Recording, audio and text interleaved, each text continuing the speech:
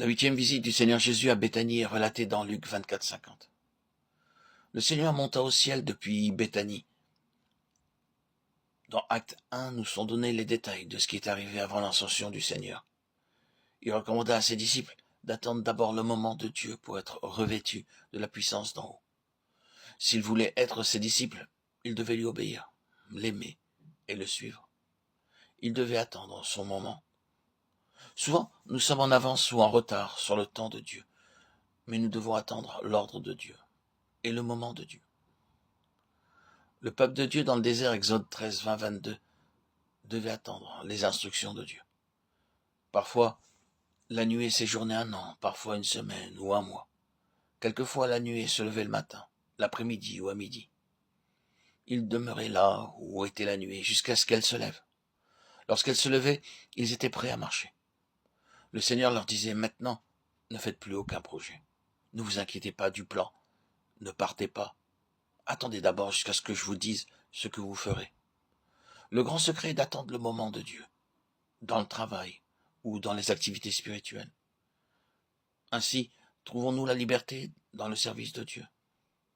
Deuxièmement, nous devons être complètement gouvernés par le Saint-Esprit et conduits uniquement par le Saint-Esprit. Acte 1, 5, Romains 8, 14. Si vous demandez à quelqu'un comment trouvez-vous la volonté de Dieu, comment pouvez-vous prouver que c'est la volonté de Dieu, il n'y aura pas de réponse. Dieu me parle. Dieu me parle. Peuvent-ils dire? Mais ils ne peuvent pas le prouver.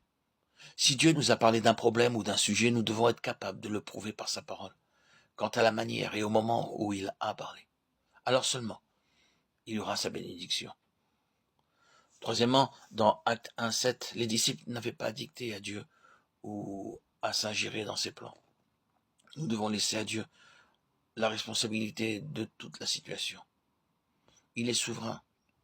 Il ne permettra à personne de s'immiscer dans ses plans. Alors que nous lui obéissons, nous entrons dans son plan.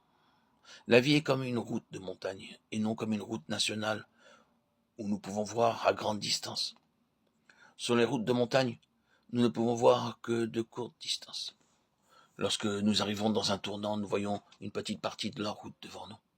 C'est comme cela qu'il nous montrera la route qu'il veut que nous suivions. En premier lieu, il ne nous montrera pas beaucoup de choses.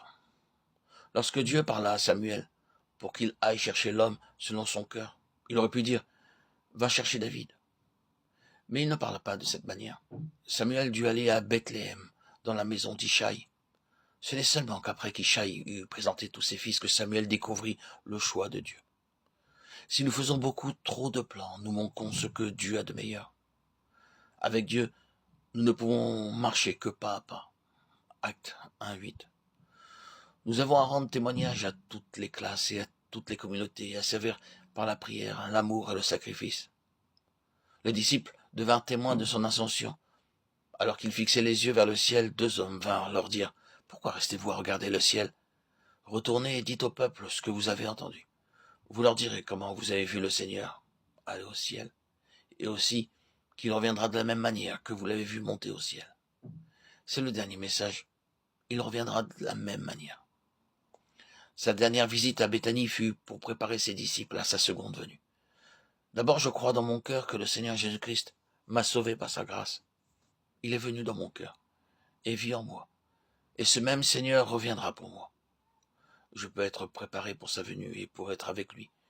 Mais pour être prêt pour cette venue, je dois préparer mes voisins, mes parents, mes amis aussi. La grande tâche de l'Église est de préparer les gens à la seconde venue du Seigneur Jésus.